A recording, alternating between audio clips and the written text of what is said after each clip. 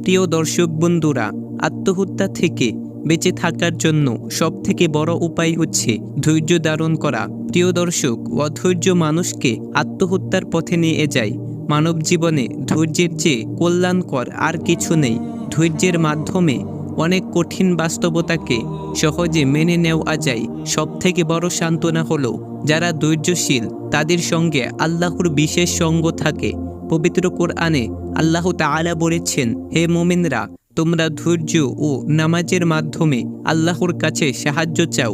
নিশ্চয়ই আল্লাহ তাআলা ধৈর্যশীলদের সঙ্গে আছেন। সূরা বাকারা আয়াত 153। প্রিয় দর্শক, দুঃখ, দুর্দশা, গ্লানি আর যত সংকটই আসুক না কেন, সবকিছুতেই আমাদের সকলকে ধৈর্য ধারণ করতে হবে এবং আল্লাহর ওপর পূর্ণ বিশ্বাস স্থাপন করতে হবে। আল্লাহ তাআলা আমাদের সকলকে ধৈর্য ধারণ করার তৌফিক দান করুন। আমিন।